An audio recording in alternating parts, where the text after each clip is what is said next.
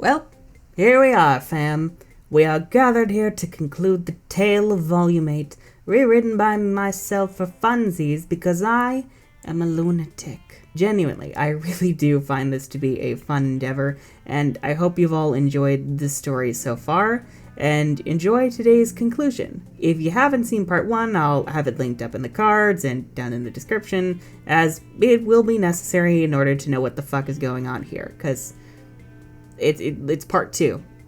You know. That being said, a brief recap is in order, I would say. Just like my imaginary fireplace. Oh, the flames are green.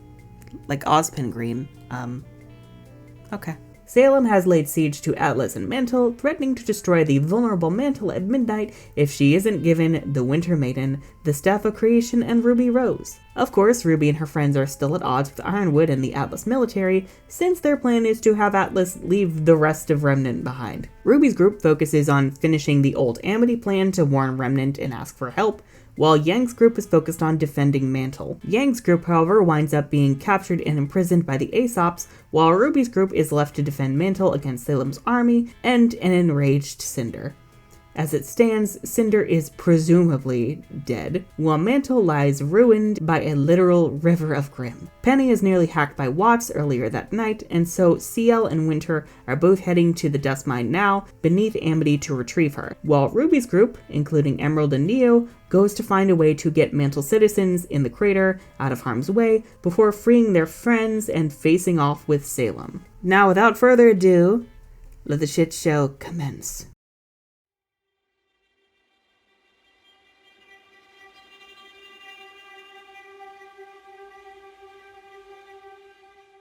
We start in Amity Coliseum, where we see Penny is in the arena alone and confused.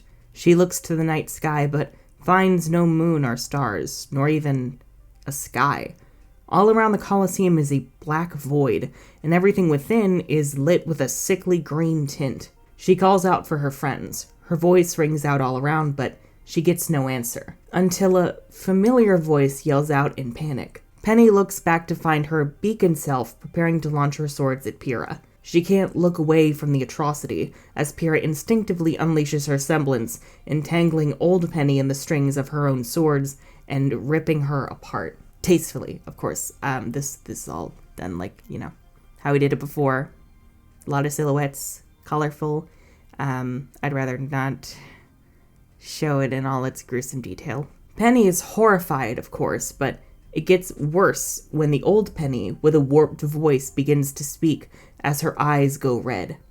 Tragic, isn't it? Slowly, the broken Penny begins to reassemble herself, and even encases herself within a giant red and black cocoon. As she emerges, her color scheme changes. The bright greens, looking like circuit patterns, turn a bright red, while her gray-green dress turns black, and her blouse turns a ghostly white. All this power, and we're nothing but a puppet. A soulless thing whose strings can either bind us or break us. For clarity, we'll refer to these two differently. There is our Penny, or OG Penny, and then there is Dark Penny. Dark Penny tries to attack Pyrrha, who's currently paralyzed with fear, but Penny draws her own swords and stops her. Penny uses her maiden powers briefly, but quickly they fade, and the aura flame vanishes from her eyes, only to reappear in Dark Penny's eyes as red flames, and the green tint all around them turns red. Dark Penny subdues OG Penny, but doesn't kill her. Instead, she asks why she doesn't want to live. Penny argues that she does, but Dark Penny argues back that her choices thus far suggest otherwise. Penny was built to be Ironwood's immortal war machine, and nothing more. Her human side has proven irksome to everyone around her, who just wants to command her like the robot she was designed to be. That's why now that she's the Winter Maiden, everyone has been after her, either hoping to control her for their own benefit, or take away what's rightfully hers. Cinder, Ironwood, Watts, even Ruby and Pietro telling Penny what to do without her input. You'll never live so long as they see you as their puppet. We then cut to the inside of the dust mine, where we see Penny's body lying unconscious, faint moonlight shining upon her through a hole in the cave ceiling that she'd fallen through. Watts enters the cavern, remarking on how much of a hassle Penny has made trying to fight him. He says it's futile. then quickly scoffs at himself for thinking this broken machine could hear her right now, let alone whether it can even think for itself. In any case, he's arranged to hack into Penny locally, but first, he makes a call to Salem. Outside, Watt's airship has been parked right by the mine entrance. A second airship arrives, and out pops CL, who takes notice. She's clearly unnerved by the pitch black of the mine ahead. As she looks on, we hear a younger CL's voice echoing, "You gave it your aura?" We then crossfade into Pietro's workshop a few years earlier, where Beacon-era CL is yelling at Pietro about why he would risk his life and give up part of his soul for one of Ironwood's military projects. She gestures to Beacon-era Penny, who is currently standing in her charging station unconscious, having yet to be activated. Pietro says this is more than a military project. He really believes in what he's doing, and moreover, by making a creation with a soul, he's essentially having another daughter, a sister for CL, like Pietro and CL's mother were hoping to have before she passed. CL's not sure how to respond, but says if this is what her father wants, she'll accept it. Pietro goes through with the activation, and Penny opens her eyes and looks around. Pietro explains he's already loaded a base of knowledge into her systems, meaning that all they need to do is make sure Penny develops a friendly personality when she first comes online. Pietro says hi and introduces himself as Penny's father, and with a bit of nudging, CL begrudgingly introduces herself as Penny's sister. She says salutations, which Penny slowly repeats, then exclaims as she hugs the both of them, saying it's a pleasure to meet them. She's excited to get to know the both of them and see the world her databases describe in person. We cut back to the present, crossfading from a hesitantly excited CL to her current anxiety and concern. Taking a breath, CL heads inside, but as she exits frame, we see a third airship approaching in the distance. Back in the mine, Watts has filled Salem in on the situation. Salem praises Watt's initiative and tells him not to worry about Cinder for the time being. Right now, she tells him to get Penny working again, get her under control, and then bring her back to the Monstra.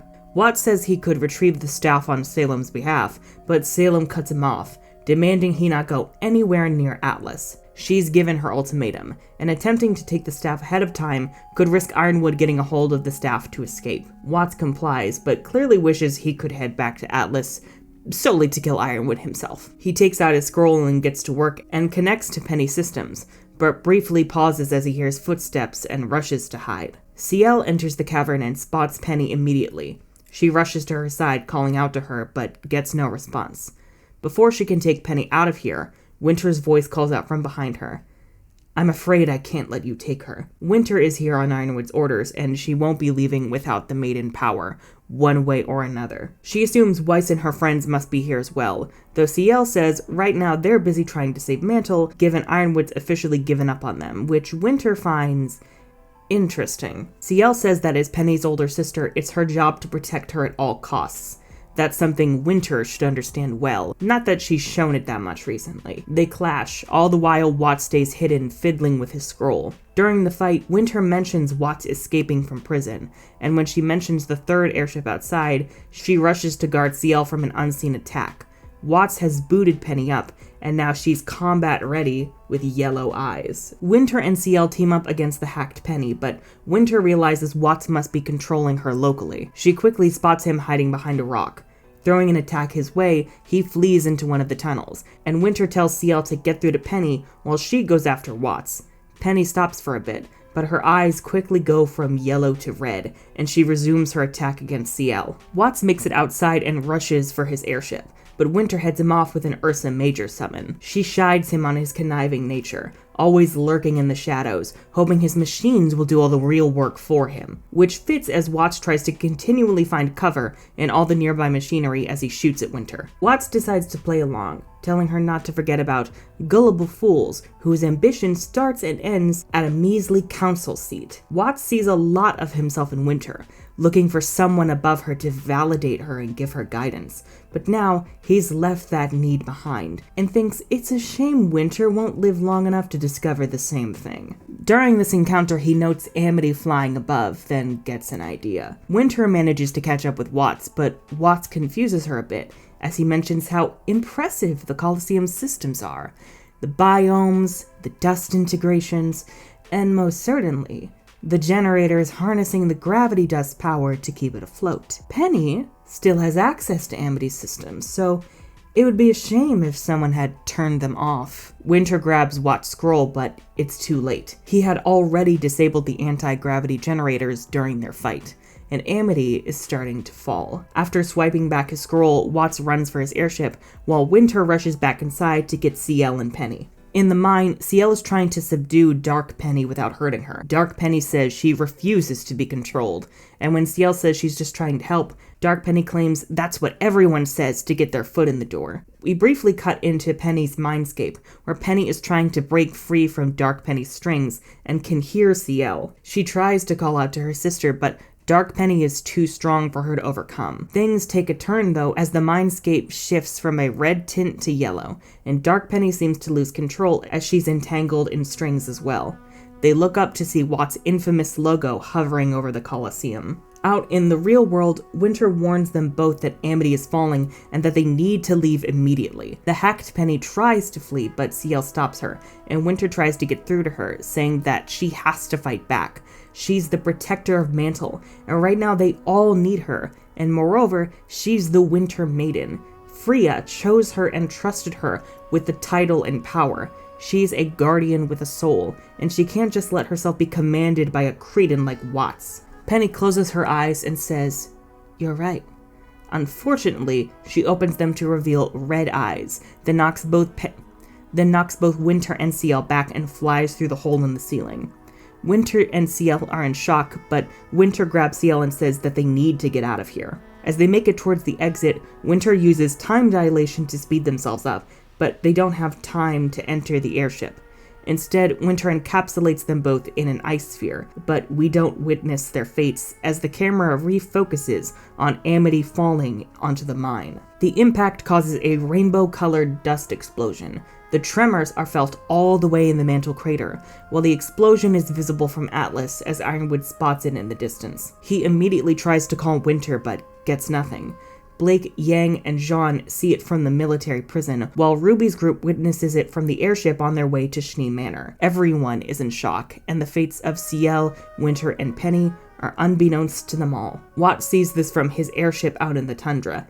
Penny flies over to him, and he uses his scroll to call her down, making hacked Penny, eyes yellow, enter the airship. Watts glances over in Monstra, but decides to hell with it.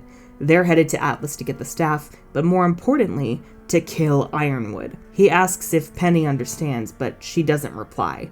Her eyes flash red before returning to yellow, and when Watt chides her, she nods and says, "Understood," shortly followed by a hiccup.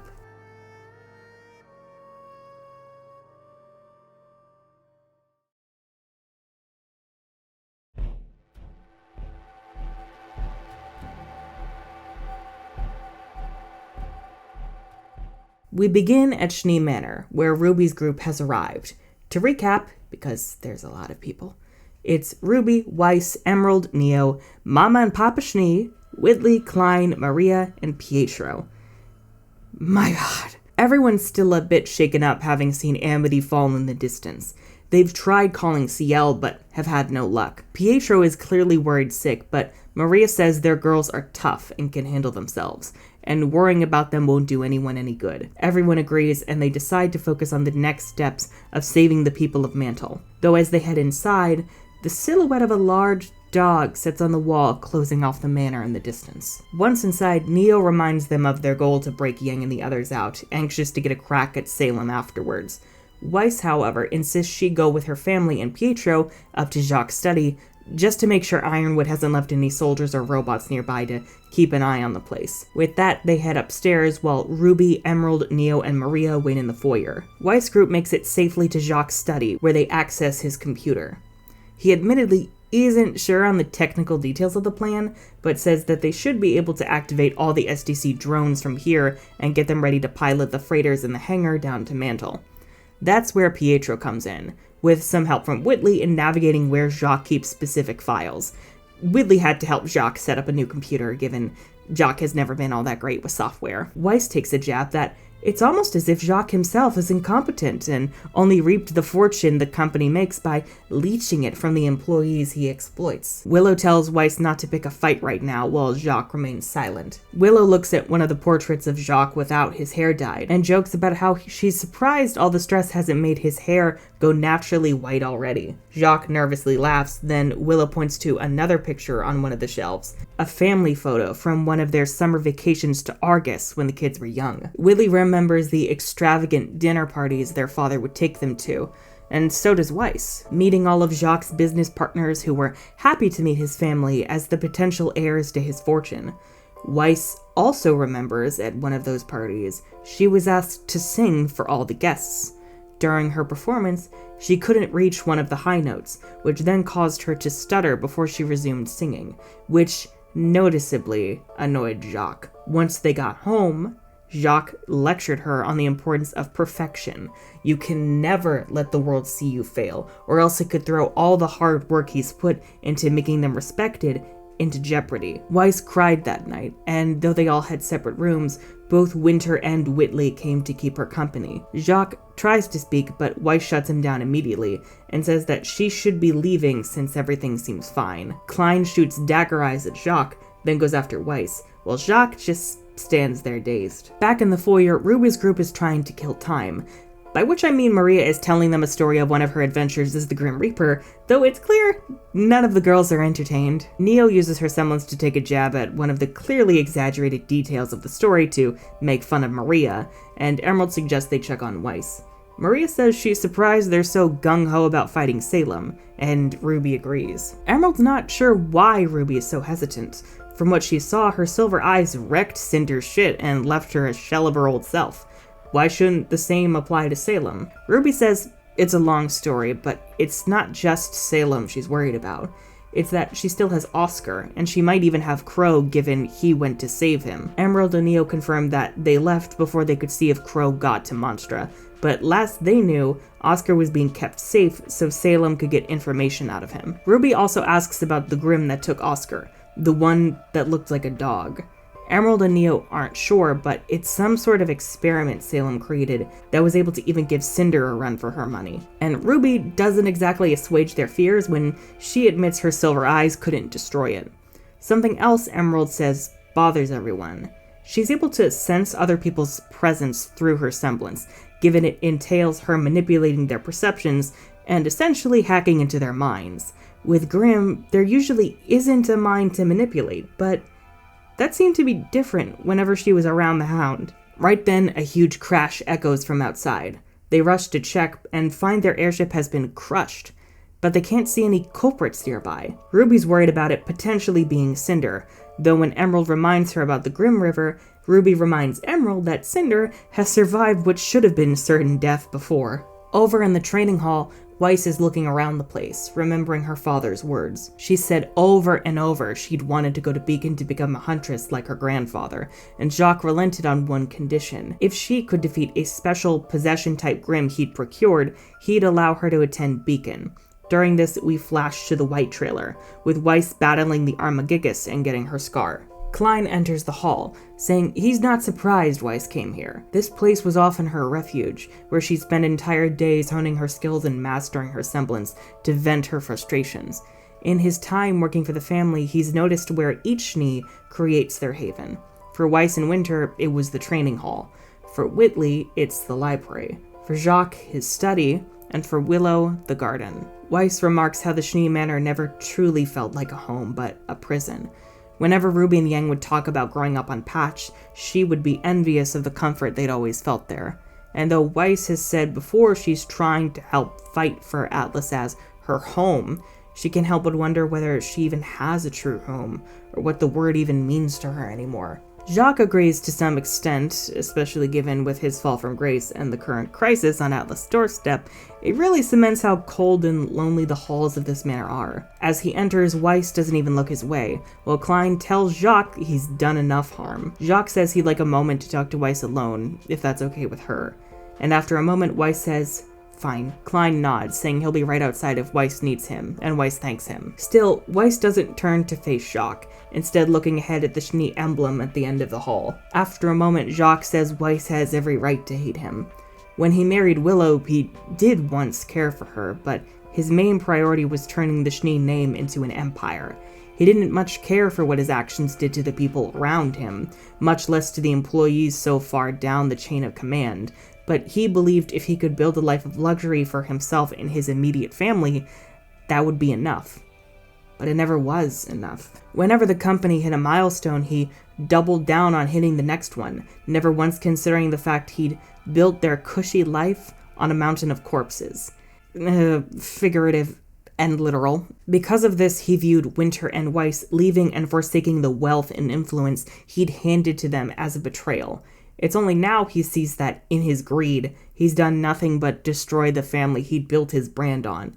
Weiss is infuriated that it took the literal end of the world for Jacques to see all of this. Because of him, their kingdom is in danger of falling. Because of him, their family is in shambles. And because of him, Winter is helping Ironwood abandon Remnant. Once they save Atlas and Mantle, Weiss never wants to see Jacques ever again. Right as the tension peaks, RWBY patches through to Weiss over the comlinks about the destroyed airship. RWBY tries to explain that it might be Cinder as she heads up the foyer steps, but we see as Emerald and Neo walk behind her that the Hound is currently chilling on the chandelier. Neo spots it and tries to get Emerald's attention, but it's Maria who shouts for RWBY to watch out.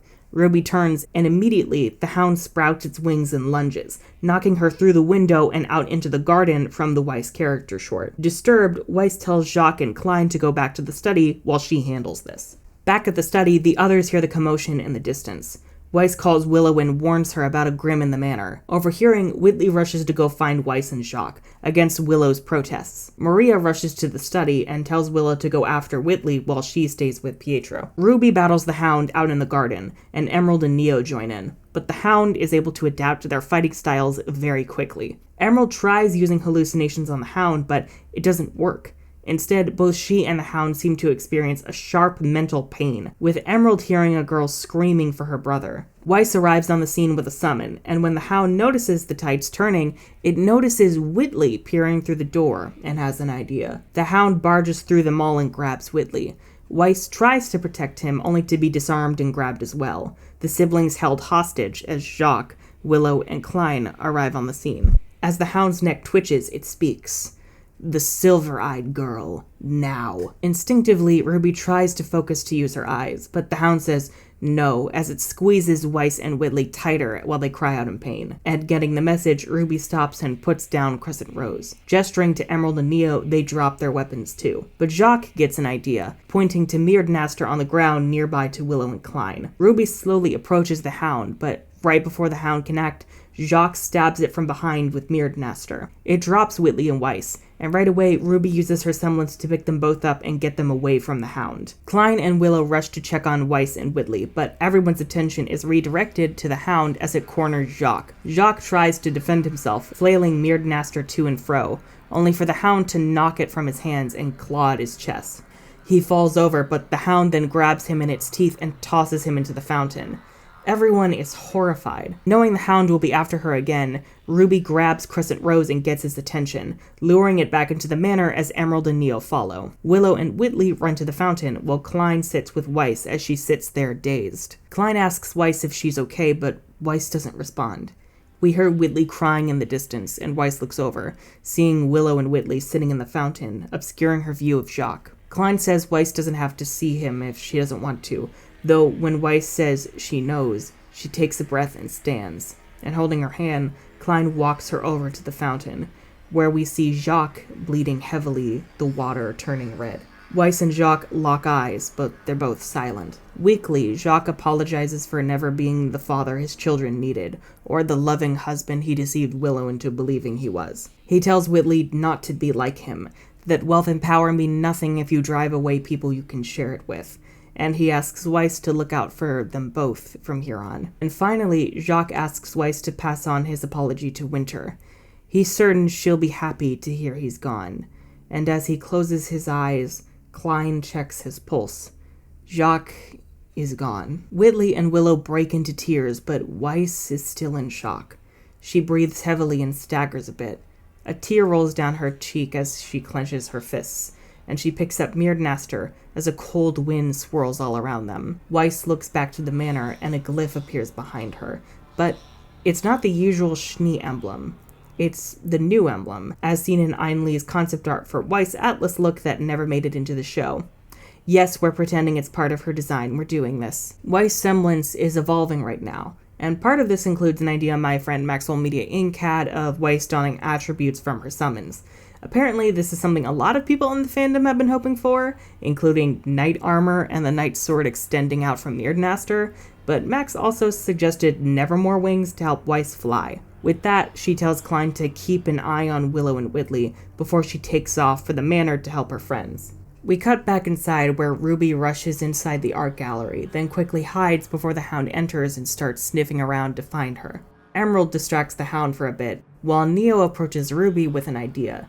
She poses as Ruby, skipping around and taunting the Hound, and right as it roars, Ruby strikes from behind and slashes it with Crescent Rose. Something catches her off guard though. The Hound is bleeding through its chest.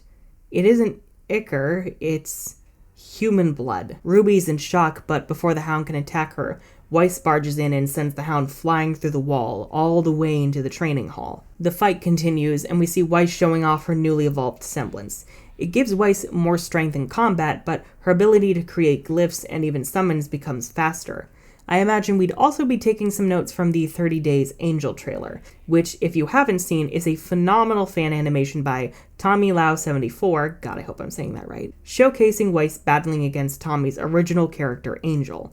In the fight, Weiss incorporates more ballet-like movements into her fighting and summons swords to launch at her enemies via her glyphs. We've seen partial summons like this before in the show, but Weiss is going to be using these far more often from here on out, as they are infinitely faster to make and arguably more practical. Ruby uses her silver eyes on the Hound, though when they all corner it, they see the Grimm's head fall back, revealing something else. A young girl with brown hair and shining silver eyes, her face heavily scarred. She screams in pain, crying out for Hazel, and it's only now Weiss notices the human blood on Mirnaster from when Jacques stabbed the Hound. Ruby realizes this is why her silver eyes didn't fully kill it, and Emerald realizes this is the broken mind she sensed. This is Gretchen. The Hound recovers while they're all in shock, with the Grim Ichor taking Gretchen over again and roaring. Neo poses as Hazel to try and appeal to Gretchen's humanity, but the Hound quickly sees through the ruse, shouting liar and charging at her, throwing her about. It's about to finish her off, but Ruby again uses her silver eyes, making the Hound stagger before she rushes in and stabs it through the heart with the back end of Crescent Rose. The Hound twitches and screams, but then stops. The Grim Ichor fades away, leaving behind Gretchen's scarred body. Ruby is horrified and drops Crescent Rose. Everyone stands around in shock. Taking a breath, Ruby approaches, removes Crescent Rose from Gretchen's body, and checks she does indeed have silver eyes. This is why her silver eyes couldn't fully kill the Hound. And moreover, this is probably why Salem wants Ruby alive, whereas she wanted Maria dead. She hadn't come up with this horrific idea back in Maria's day. Emerald says Hazel probably never knew the truth. In any case, Ruby says Gretchen's body deserves respect after what she's been through, and they'll probably need it as proof to show Hazel Salem's cruelty. Weiss says she can ask Klein to take care of Gretchen while they break out Yang's group. Right now, it's 3 a.m., and they only have a few hours until sunrise. Ruby still can't take her gaze off Gretchen's eyes, though, and quietly she says, "Mom, did she..."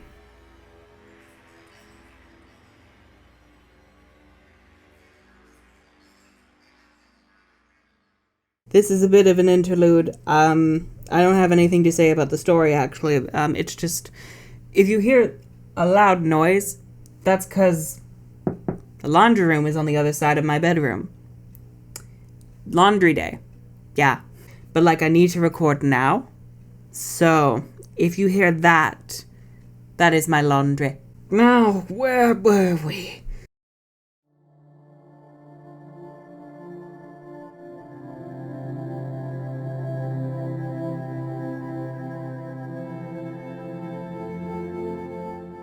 We begin in the Atlas military prison where Yang, Blake, and Jean have just witnessed Amity falling in the distance.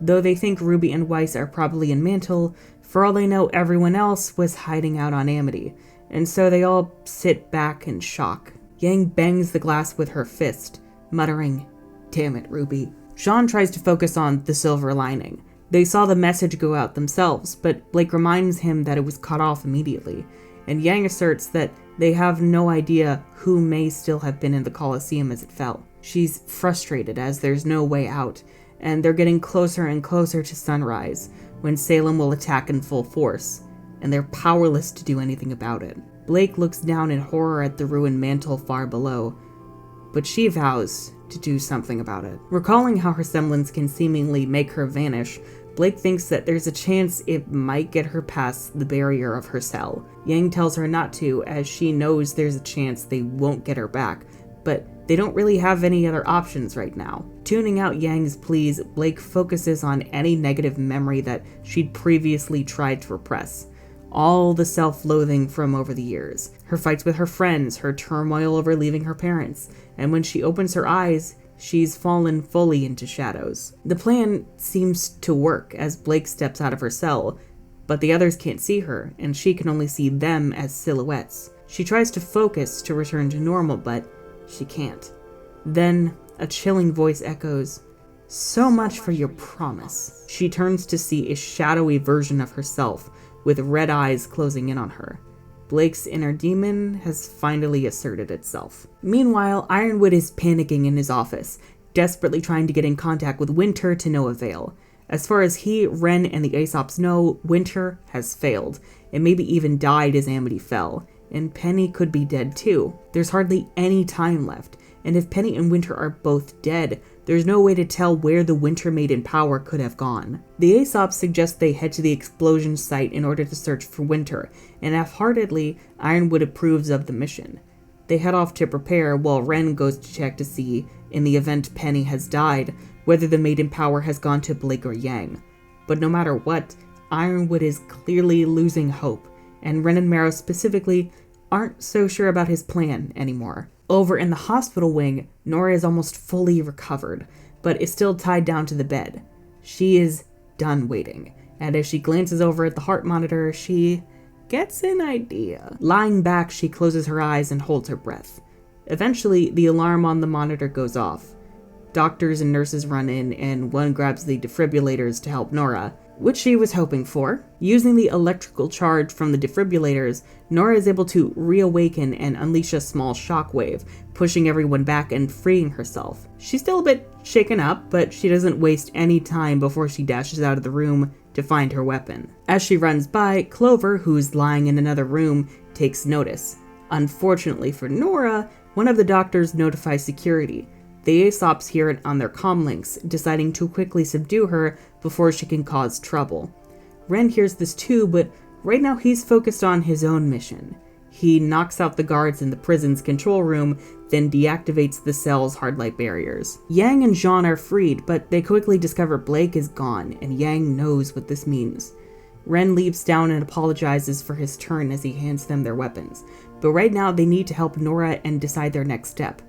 He asks where Blake is, but Yang says there's no time. She holds on to Gamble Shroud and then says she's going to handle Ironwood while the guys go to find Nora. They're completely unaware, however, that Blake is still nearby, just in the shadow realm, if you will. Her shadow self, we'll just call it the Shadow for the sake of my own sanity, is on the attack, using a makeshift Gamble Shroud of darkness. And when she lands a strike on Blake, Blake doesn't bleed. Instead, the cut seems to infect her with shadows, and she hears more negative thoughts about herself echoing through her head. Taking a hint, Blake runs for her life, while the shadow calmly pursues. Nora has made it into the training hall, only to find herself trapped in a dead end as she suddenly can't move. The Aesops have cornered her, with Marrow using his semblance to freeze her in place. Jean and Ren take notice from the outside, but Jean has an idea. He'll head up to the control room, and once Ren gives him the signal, Jean will activate the hall's obstacle course, which could give them the chance to get away and regroup. With the plan figured out, Ren heads inside and tells the Aesops there's no sign of the main power in Yang or Blake. Nora is immediately confused, but it doesn't take her long to realize something's probably happened to Penny. Ren meets Nora's gaze and apologizes for everything he's done, for pushing her away and for doing all of this to her. He did what he thought was right. The Aesops just kinda nod along, with Elm clearly feeling for Nora's pain, Vine agreeing with Ren's resolve, Harriet nodding and presumably following Ironwood's lead, and only Marrow getting what Ren probably actually means. Right then, Ren gives Jean the signal, and he activates the course. Hard-like constructs begin to form all around the room, creating a labyrinth and dividing all of them. Nora, now out of Marrow's line of sight, is freed, and she quickly bumps into Ren as she tries to run. She instinctively gets ready to fight him, only for Ren to hand her a mag inhaled from his belt. Nora clearly gets the message. Marrow runs up, saying he's with Ren and they need to get out of here, only for Vine to leap from above, using his semblance to jump over the walls and attack. Marrow freezes him, only to be interrupted by Elm breaking through the walls with her hammer, and Harriet rushing in to knock Marrow out. The Aesops prepare to attack, but thankfully Jean arrives in the nick of time, and Team Junior prepares to battle what remains of Ironwood's elite team. Elsewhere, Blake is still running through the corridors as the shadow continues its patient pursuit. With each slash, Blake's body is corrupted more and more by the darkness, the voices growing louder in turn. Her parents yelling at her when she left home, Yang admitting her pain about Blake leaving, even Adam's voice calling her a traitorous coward who abandoned their cause. In the midst of the chaos, she sees Yang's silhouette and can immediately tell it's her, and so she picks herself up and hobbles after her. Back in the office, Ironwood has just been, well, staring out the window at Monstra in the distance, slowly losing his mind. Yang walks up and finds him there, taking a moment to collect herself and think through what she's about to do. She announces herself, jesting how it seems neither of their plans seem to have worked out. Ironwood doesn't turn, but instead asks if she's here to fight. Surprisingly, Yang says, "No, I'm here to talk." Ironwood looks back and nods, and Yang approaches. She admits the argument she'd had with RWBY earlier, and how even the kids who thought they could save the world wound up letting themselves be divided when they disagreed on what was best. And now here she is, with her teammates all gone. Ironwood is a bit confused as to Blake's whereabouts, but Yang simply says it's too long a story to explain. Looking back at the whale, Ironwood admits he thinks Yang was right. Had he not overreacted and simply worked with RWBY and the others, they likely could have found a way to save both Atlas and Mantle by now. Yang says Ironwood was doing what he thought was right, no different than anyone else, and they weren't exactly willing to extend an olive branch either. And now, Mantle is in ruins, the Maiden is gone, the staff is locked away, and Atlas is trapped in Salem's warpath, waiting for its destruction at Daybreak. At the very least, the two have hit such a low point that they're just automatically venting to each other. Back in the trading room, Team Junior continues their fight with Harriet, Vine, and Elm. As the fight becomes heated, a recovered Clover, armed with his weapon, interrupts and turns off the room's obstacles. By getting the Aesop's attention and using his authority, he drags them for filth on wasting time attacking potential allies while Sunrise gets closer and closer. By the time they'd finished beating Team Junior, they'd be far too exhausted to even put up a fight against Salem's forces. Marrow comes too, and Clover convinces the Aesops to stand down for now, and they all elect to talk to Ironwood on what to do now that they've hit rock bottom. Blake has managed to put some distance between herself and the Shadow, right as she arrives at Ironwood's office and starts to hear bits of he and Yang's conversation. They begin talking about their experiences and how their trauma still haunts them and how they've tried to protect people in spite of their fears. Ironwood returns his focus to Salem, saying that they stand no chance against her now, and it's only a matter of time till she attacks. To which Yang says, maybe we can't win, but we can make it hell for her too. They still have an entire army to at least put up some kind of a fight, and Ironwood, humoring her, supposes they have no other choice at this point. As Yang talks, Blake is able to hear more and more clearly. Instinctively, Blake says Yang's name, and it surprises the both of them when Yang is able to hear her. Unfortunately, that's when the Shadow catches up and strikes. It causes quite a commotion, knocking over some furniture and damaging the room slightly, like this is a bad paranormal show. Ironwood is confused, but Yang immediately knows, explaining the situation to him off-screen while we focus on Blake trying to avoid the Shadow. Unable to escape, Blake finds herself weak and on the floor, the darkness consuming her. As she tears up, she recalls memories of herself and her friends. Unfortunately, the real world isn't the same as a fairy tale. Well, that's why we're here. To make it better. You made a promise to me. To all of us. That you would let us know if something was wrong. I'm not asking you to stop. Just please, get some rest. Not just for you, but for the people you care about. She then goes back to Sun reading her filth at the end of Volume 4. When your friends fight for you, it's because we want to. So stop pushing us out. That hurts more than anything the bad guys could ever do to us.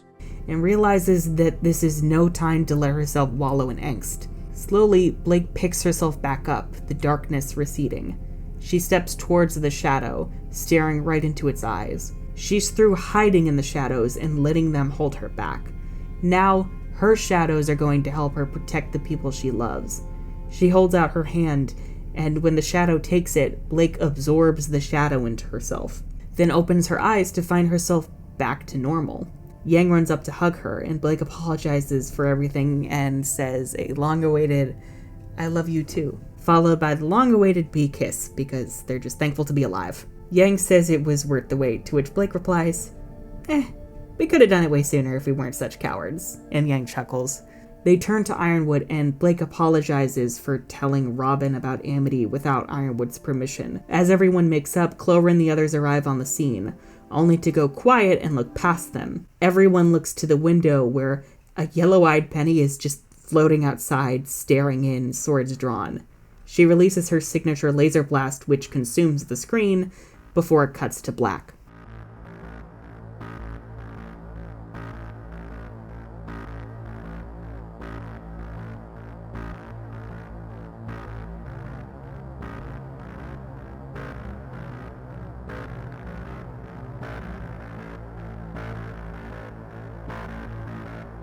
We begin with Ruby's group, her, Weiss, Emerald, and Neo, in an airship on their way to Atlas Academy. They're hoping they can find a way in to free Yang's group, using both Emerald and Neo's semblances to make their way past security. The plan is immediately altered, however, once they see an explosion at the top of the school. They assume they'll need to spring into action immediately. Ruby and Weiss will head into Ironwood's office to investigate, while Emerald and Neo will find another entrance to head into the military base. This way, they can't all be captured at once. Inside the academy, the fight with Hacked Penny has moved into the massive library, as depicted in this very pretty concept art, and is proving a difficult match for everyone, with her combined robotic and maiden powers. For a recap of who's in this fight, because oh my god, there are so many people: Blake, Yang, Team Junior, Ironwood, and the Aesops. And before you can ask whether Marrow can stop Penny, his arrow is broken, so no stay. During this fight, though, we get a better look at Blake's evolved semblance. Admittedly, I'm still not exactly sure how it would function, but I wanted it to be more active than her shadow dodging. Mayhaps it's like that one bird boy from My Hero where he fights with his shadow. Maybe it's straight up darkness manipulation, or a shade from the old Justice League animated series, but the point is, Blake is way better at kicking ass now. Woo! Watts is watching from afar, of course, like the punk-ass bitch he is. Right on time, Ruby and Weiss arrive to confront him. Weiss immediately recognizes him from the footage of him teaming up with Jacques, to which Watts uses more of his "your family is crap and easy to manipulate" routine that he used with Winter, and also casually dropping that he killed Winter, which, shocks Weiss and royally pisses her off. Ruby says they've already taken down Cinder, so it'd be in Watts' best interest to free Penny and stand down. Watts disturbs her a bit by laughing, thanking her for taking Cinder out for him, though he's surprised Ruby didn't become the Fall Maiden, given Cinder's massive obsession with her that she never shut up about. In any case, Watts plans on wiping them all out and delivering the staff to Salem personally, though he'll be more than happy to say Cinder took Ruby out with her. Outside, Emerald and Neo pick up on a distress signal before noticing an airship haphazardly approaching the landing bay. They decide to inspect it and find an unconscious Winter and an injured CL arriving. They're alive, thankfully, but they won't be for long unless they stop Watts and free Penny. Back inside, neither fight against Penny or Watts is going well. We get a glimpse into Penny's mind, where both she and Dark Penny are still struggling to break free from Watts' strings. They're able to hear what's happening outside, though when Penny says she needs to help her friends, Dark Penny scoffs at the notion. To her, Ironwood and Team RWBY are no different from Watts, trying to control her for their own gain. Dark Penny refuses to have her freedom taken away. Mustering her strength, Dark Penny manages to break free, but refuses to free OG Penny, deeming her too soft to do what's needed. Out in the real world, this is signaled by Penny's eyes, circuit lights, and maiden flames switching from yellow to red. Immediately, she turns her attention to Watts. Watts tries to order her to stop, but Dark Penny says she takes orders from no one, before grabbing him with her cables and blasting him head-on with their cannon, vaporizing him. Everyone looks on in horror, including OG Penny, before Dark Penny heads for the vault. Breaking free of the shock, Team RWBY follows Penny while the others take time to recover. Along the way, they encounter Emerald, Neo, and CL. Weiss is grateful to hear Winter is okay, back in the airship until the chaos is quelled. RWBY briefly mentions what's going on, catching Emerald and Neo up on Penny going rogue, and Blake and Yang as to Neo and Emerald's allegiance. Weiss suggests using Emerald's hallucinations on Penny, but Emerald shares that Penny's robotic sensors can see through them easily. RWBY, however, gets an idea remembering Emerald's hand in Penny's first demise. Meanwhile, Dark Penny opens the vault door, entering an extra-dimensional space like the Spring Vault back at Haven. The Winter Vault, however, is a vast underground lake within a seemingly infinite cavern. Ahead stands a platform lined by a circular stone structure akin to Stonehenge. At the center of the platform are two dragon statues, one ruby and one silver, and between them, the Staff of Creation. Dark Penny holds up the staff and calls forth its spirit, Ambrosius.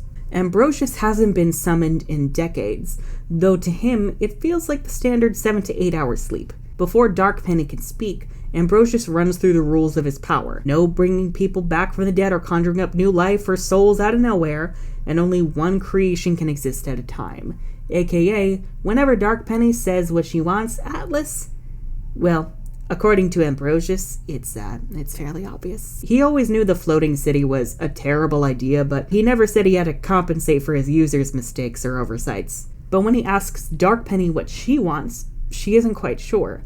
She hadn't really thought that far ahead. We continually cut back into Penny's mind, where OG Penny yells at her dark counterpart to stop. She fights to regain control, tugging at the strings holding her, making her physical body stumble and drop the staff, sending Ambrosius back inside and allowing time to start back up, perfect for when RWBY calls out for Penny from the door. Dark Penny prepares to attack, right as RWBY gestures to Emerald, who remains silent. RWBY asks if Penny remembers her, the one who made Pyrrha freak out during their tournament match. Immediately, Dark Penny gets pissed and charges at Emerald. RWBY dodges out of the way, but as Penny shoots through, Emerald shatters into glass shards. Before Dark Penny can react, she's immediately surrounded by darkness. Blake has used her new semblance to wrap Dark Penny in shadows, while Weiss uses a gravity glyph to root Penny to the ground. Blake pulls back the shadows, but keeps Dark Penny's eyes blinded by darkness. Right away, RWBY and CL call out to Penny and try to reason with her, but of course, it isn't working. Dark Penny manages to break free, and fighting ensues, all the while she screams that no one will ever hold her down. Blake realizes that this is similar to her own struggle with her shadow, fighting against a part of her that was, in some twisted way, trying to protect her, or bring up things she was suppressing that she had to face. Fighting all of that didn't work, but accepting it did. She calls out to Penny, telling her to listen to what this other version of herself is saying, and Penny does exactly that. While the fight outside continues, OG Penny takes a breath and composes herself, allowing her to dissolve the strings holding her. Dark Penny takes notice, and we cut between her and OG Penny fighting in the mindscape, and Dark Penny trying to hold off Team RWBY in the real world. Penny reasons with herself, admitting that she always wanted to be free, how upset she's been with everyone telling her what to do, treating her more like a machine than a person, like RWBY said she was all along. That's why her dark self is rampaging now, in an effort to keep something like Watt's virus from taking her freedom ever again. But this isn't the way. What's the point of being free if you have no one to share it with? And moreover, Penny asserts that if they talk to RWBY about this, she'll understand and apologize. And she's right. Dark Penny is about to attack RWBY but stops, then asks, "Do you trust me?" RWBY says she does, and she apologizes for how she's been acting. They all do, talking past her this whole time, but asserting that they love her and want what's best for her. This convinces Dark Penny that she's right, and when Penny hugs her dark self, they fuse into one.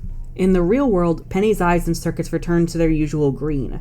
She's relieved but falls over, saying she's exhausted and needs time to recover. The others aren't sure given the war outside, but RWBY says it's okay. They're not about to go back on their word.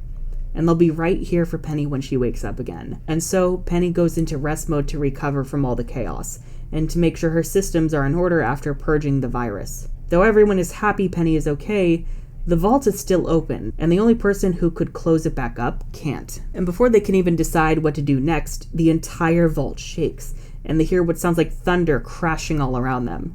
RWBY asks what time it is, and the girls check their scrolls. Sunrise. They rush out to the academy entrance where everyone else has gathered, and more tremors continue, paired with red lightning coming from below as the sun crosses the horizon. Salem's voice echoes again all around. Time's up. Immediately, the grim river down in Mantle erupts, red lightning surging out and striking Atlas from below, enough to take out some of the air fleet. Tempests rise up from the river, releasing more lightning and strangling the remaining airships till they're sent crashing far below. Eventually, the lightning breaks through the barrier, leaving Atlas vulnerable and surrounded on all sides by Tempest Grim, meaning there's no escape. On Salem's command, Monstra flies up and lands in the agricultural district of Atlas. It opens its mouth and a tide of ichor floods out, creating more and more grim as the rest of the horde, which had been circling Monstra all this time, flies towards the city. Everyone is in shock as Salem's attack begins, with RWBY being the first one to snap out of it, promising that they're not going down without a fight.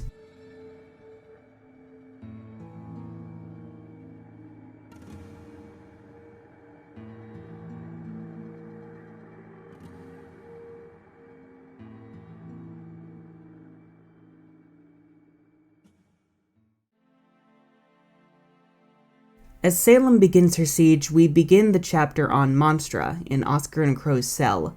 Right now, Crow is unconscious while Oscar is exhausted. He and Ozpin discuss their limited options.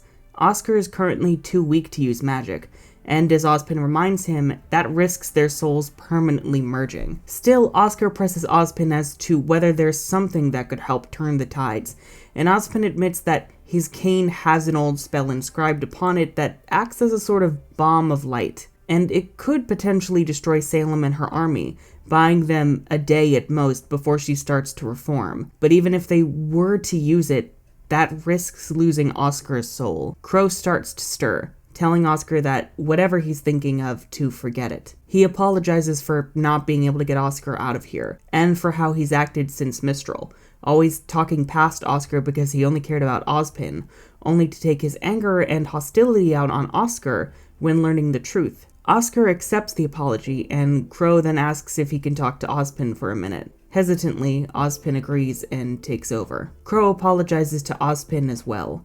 Though he's still upset about the full truth being withheld from him, he's still coming to understand why. After all, he's no different, keeping certain family secrets hidden from his nieces for their whole lives. But Crow promises no matter what, he'll do whatever he can to protect both Oscar and Ozpin. Ozpin accepts, but apologizes in turn for hiding things from someone so clearly devoted to him. But even then, Ozpin didn't see Crow as another follower, but a friend. Something he hadn't had in a long time. And Crow jokes about how two cynics like them wound up becoming best friends without ever realizing it. Over on the bridge, meanwhile, Salem is overseeing the invasion of Atlas.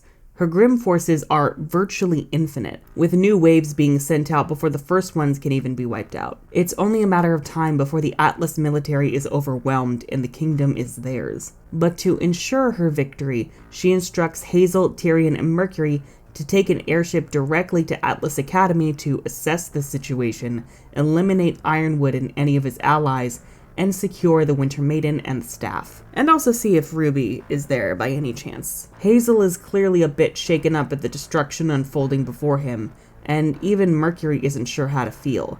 But with a push from Tyrion, they all agree and head out. Back at the Academy, the heroes go over their situation and game plan.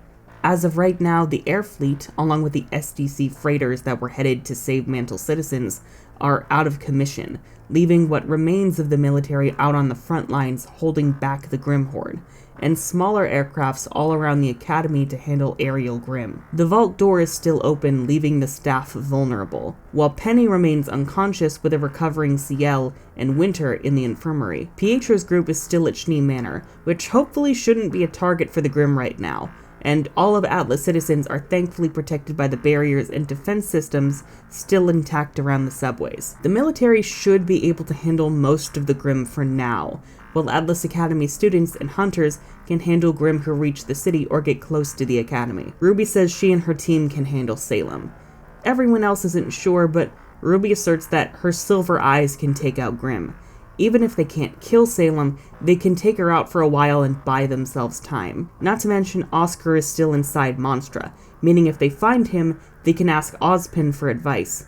If anyone knows how to fight Salem, it's him, and Ruby still has his cane. And so Team RWBY boards an airship to head right for Monstra, and thankfully Blake learned how to pilot from commandeering Atlas airships from her White Fang days. Cue awkward moment between her and Ironwood, while everyone else hangs back to defend the academy. They say goodbye to Team Junior, and Ruby tells Ironwood that if they aren't back in an hour, he can use the staff however he likes, even if it's to escape and leave them all behind.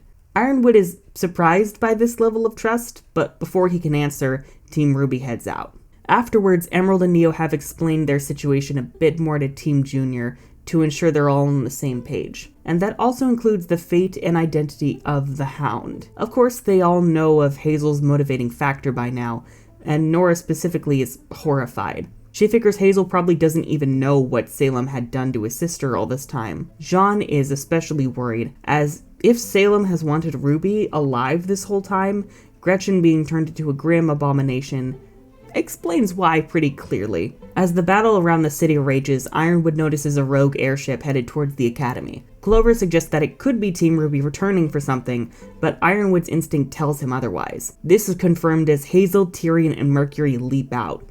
Immediately, the foot soldiers try to hold them off, but don't have much luck, only able to keep Hazel at bay, while the other two make their way inside. Ironwood instructs the Aesops to deal with the intruders, while he heads outside to deal with Hazel. The Aesops head Tyrion and Mercury off inside, but Tyrion slips away into the library, forcing the Aesops to give chase, while Emerald, who took note of the intrusion, says she can handle Mercury herself. The Aesops are reluctant, but Team Junior, who are on their way to back Ironwood up, vouches for her. Neo wants to join Emerald, but Emerald asserts that it would be best if she confronts Mercury alone. Outside, Ironwood confronts Hazel, mentioning he's been briefed on him along with Salem's other accomplices by Team RWBY. He knows Hazel has only joined Salem because she's promised him revenge, but says Gretchen couldn't possibly have wanted so much destruction. Hazel says this is merely a means to an end. His ultimate goal is for Salem to resurrect his sister with the Staff of Creation in her new world, to which Ironwood says the staff has no such power. Clearly in denial, Hazel doubles down and the two clash. Team Junior arrives to help, but it's clear that Hazel is just too strong for them.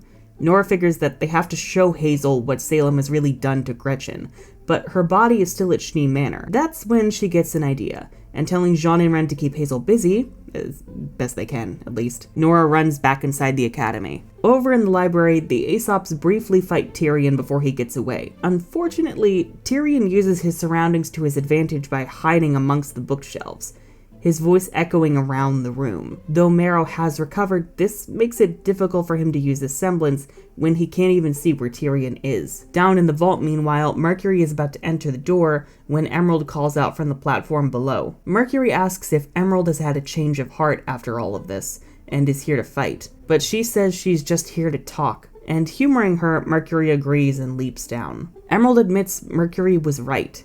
Cinder never cared about her. Mercury quickly figures out Cinder's gone, but he asserts his allegiance is with Salem, so this changes nothing. Emerald tries to convince him whatever Salem's promised him isn't worth all of this, but when it's clear Mercury won't listen, they clash. Neo can hear the fight from up above, but before she can head down to help Emerald, Nora rushes over and asks for help with Hazel. Neo is hesitant at first, but agrees when Nora asserts Emerald can handle herself. Once they get outside, Nora stops Hazel in his tracks by mentioning how Gretchen had silver eyes. None of them should know that specific detail. Nora goes on about how Salem has been after silver-eyed warriors like Ruby, Maria, and Gretchen, and Salem did something worse than kill Gretchen. On cue, what appears to be the Hound leaps from the school, confusing Hazel briefly before it morphs to resemble the scarred Gretchen witnessed at Schnee Manor. The creature flashes to reveal Neo, and Nora says Neo and the others saw this for themselves. There's no way Neo could know what Gretchen looked like in such vivid detail, and so Hazel realizes that his suspicions were right, and immediately he leaves the academy and heads back for Monstra, relieving Junior, Neo, and Ironwood. Back in the library, the Aesops manage to corner Tyrion, but at the last moment, Tyrion topples a bookcase and escapes. Emerald and Mercury's fight continues in the vault. Mercury asks if Emerald's really putting up a fight, but Emerald says she's not using her semblance. She wants to prove Mercury she's not fighting dirty. That seems to go south, though, when Tyrion leaps from behind, breaks Emerald's aura, and grabs her, threatening to sting her. This confuses both Emerald and Mercury, but Tyrion explains how he's still not totally convinced of Mercury's loyalty to Salem. He tells Mercury that either he can kill Emerald, or he can die with her right here. Mercury hesitates, clearly disturbed, but when Tyrion threatens to kill Emerald, Mercury says he'll do it himself.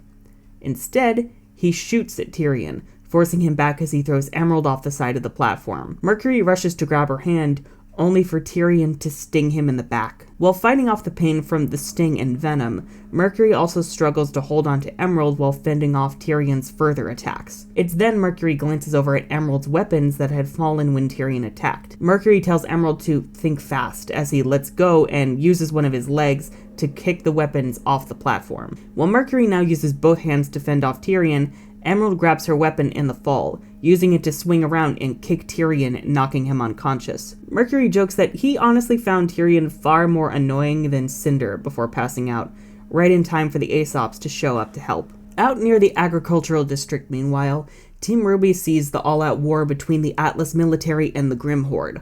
The Grimm are too numerous around the monster for them to get close, and so they land and get ready to make the rest of their trek on foot. They're clearly intimidated at the thought of facing what lies inside, so Yang attempts to lighten the mood. She says whoever kills the most Grimm before they make it inside wins. They'll decide on the prize after they survive. The others humor this with a little joke about how Ruby's silver eyes don't count. What? It's cheating, Ruby. It's cheating. Cheating my ass. What follows is a kick-ass scene where Team RWBY slaughters swarms of Grimm on their way to the Monstra, set to This Will Be the Day for nostalgic purposes, possibly a re-recorded version with updated production and vocals from Casey. Some details include team attacks, RWBY using her signature Rose Petal Tornado, Weiss kicking out not only summons but also time dilation, along with boosting the others with her glyphs. And also, of course, a further look at Blake's new semblance, Once they reach the hangar of the monster, however, the Grimm don't pursue them. They simply return to fighting the military. Maybe with a few stragglers here and there just creepily staring at them. Team RWBY is, of course, unnerved by this, but proceed with their plan. They reach the bridge, where Salem's voice echoes all around, welcoming them. She isn't on her throne, but orchestrating the Grimm at the end of the bridge. She stops, then slowly turns and gives an eerie smile. Yang Xiaolong, Blake Belladonna, Weiss, and Ruby Rose. I've heard so much about you all, Team RWBY. It's a pleasure to finally meet you.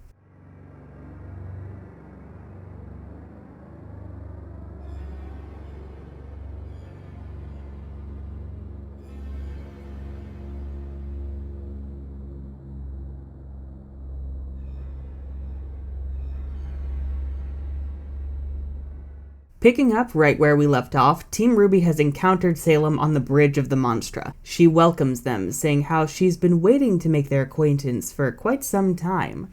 But Team RWBY is not here to talk. Right away, they attack.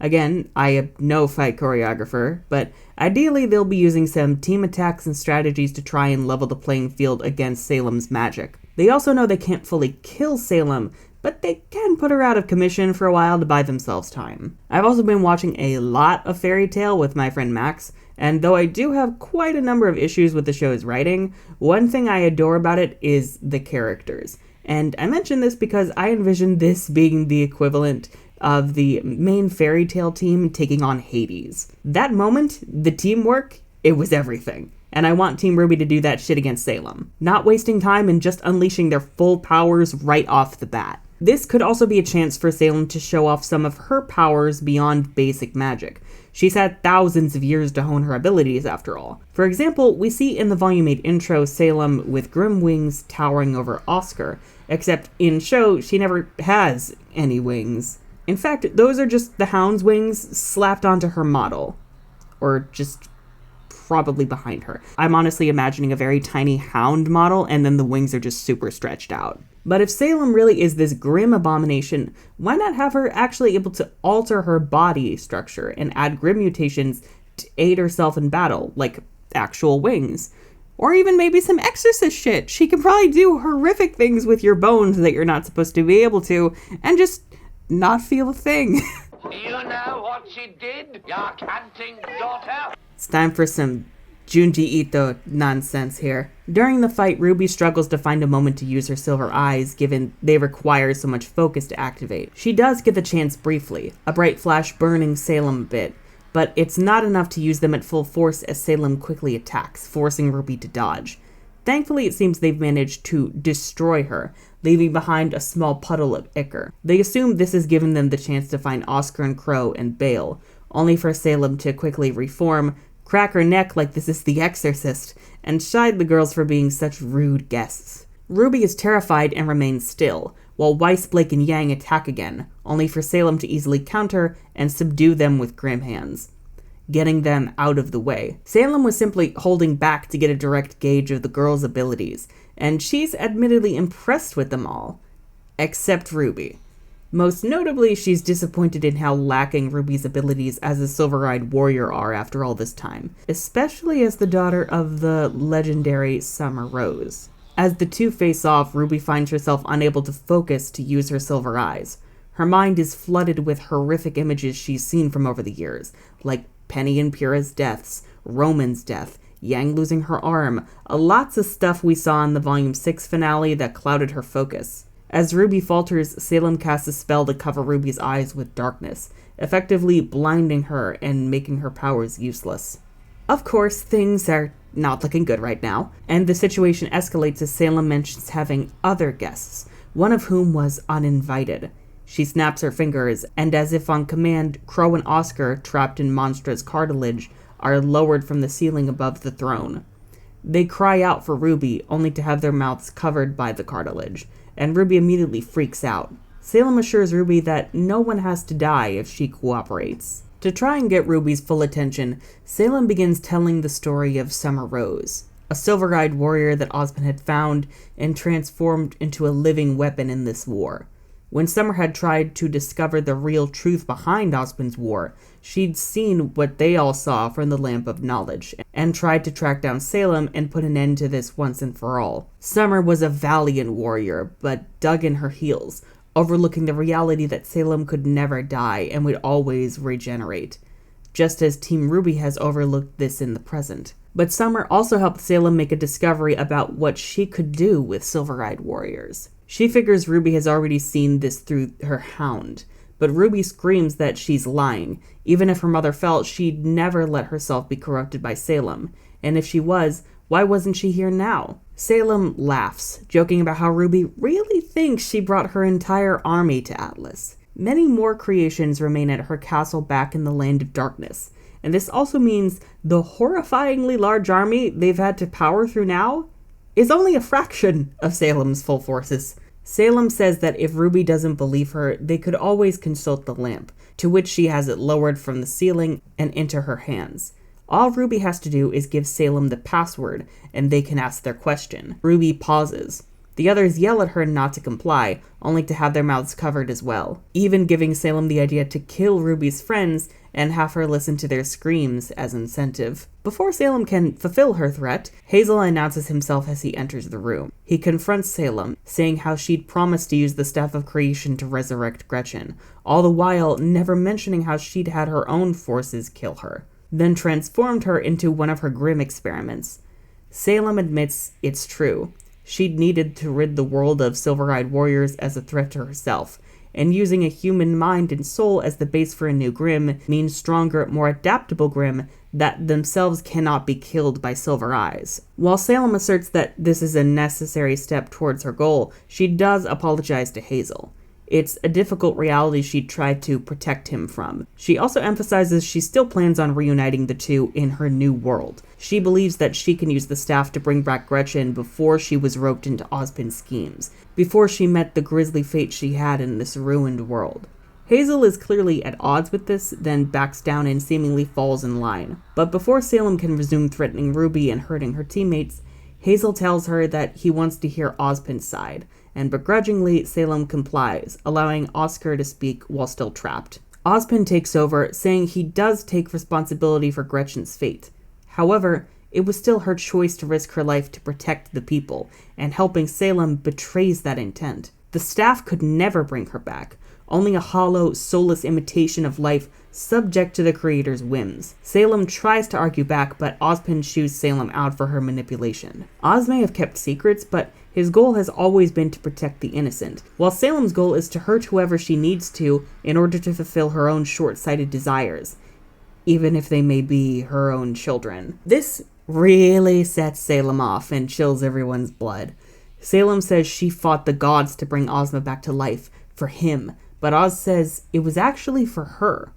He shares how horrific and painful it was being brought back and forth between life and death, brutally killed several times before he even knew what was happening. And now in this new world, he's suffered for thousands of years, sharing that pain with his countless hosts, as the woman he once loved has relentlessly hunted and tormented him when he refused to remain her pawn. But Salem never once thought about his pain. She didn't think about the pain of their daughters being murdered in cold blood simply for being in the way. She hasn't thought about anyone but herself. Salem is getting more and more pissed, asking why they think she would be willing to do such horrible things, and be willing to be part Grimm. She grew up locked away by her own father, and when she lost the love of her life, fought against the gods themselves to get him back when she viewed it as unfair. She's always tried to correct what she viewed as unfair, and for it, she's continually been vilified and viewed as monstrous. And now, she embraces it. She says she never wanted to hurt Oscar when it's Ozpin she has the problem with, but at this point, she doesn't think crossing another line would change much. As Salem goes towards Oscar, Ruby screams out for him, trying to use her silver eyes, but the darkness seems to worsen the dark vision she's seeing. She stops, and instead lets herself sit in the dark feelings for a bit. Taking a deep breath, her eyes close, and when they open, the dark spell is lifted, and her eyes flash again, burning Salem. Before Salem can recover, a portal opens at the end of the bridge, and Ruby dodges as a blast of ice encases Salem onto her throne. Raven, Ty, and Glinda emerge from the portal. Raven's semblance gave her a heads up about the situation with Yang, and they decided it was time to step in. Before Hazel can react, Raven knocks him back, while Ty helps Ruby free her teammates and Glinda frees Crow and Oscar. Crow, exhausted, quickly introduces Oscar to Glinda, given, it's been a while. Glinda says it's good to see Ozpin again, and it's a pleasure to meet Oscar as well. Unfortunately, before they can grab the lamp, Salem breaks free from the ice, barely held off by Raven's maiden powers. Oscar runs over to Ruby and asks if she has the cane.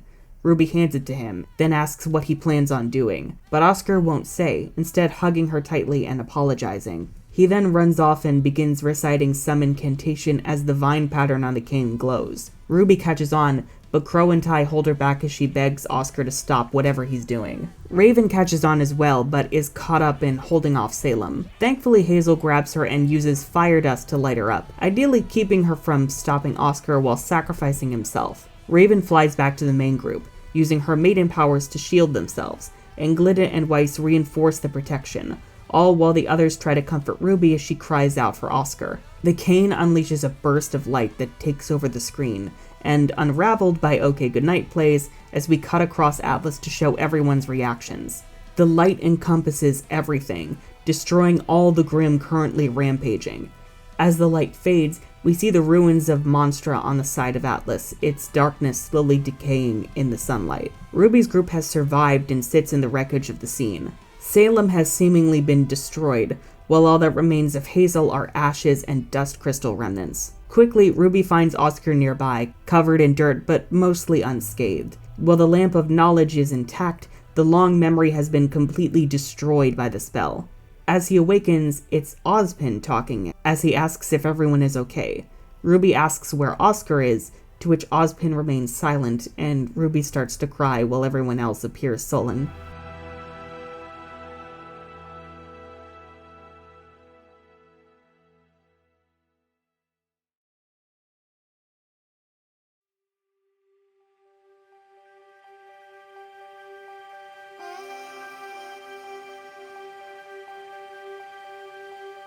With Monstra mostly destroyed, Salem eliminated, and the Grim Army eradicated, Atlas seems to be safe for the moment. Monstra's remains continue to dissolve as a haze sits over the city from Oscar's spell. However, as we move in closer to Monstra, we see Grim Ichor beginning to pool together with a faint red light, moving with purpose. Back at Atlas Academy, meanwhile, everyone is gathering to figure out their next steps. We're also patching Robin through from Mantle here, so the people down there are kept in the loop.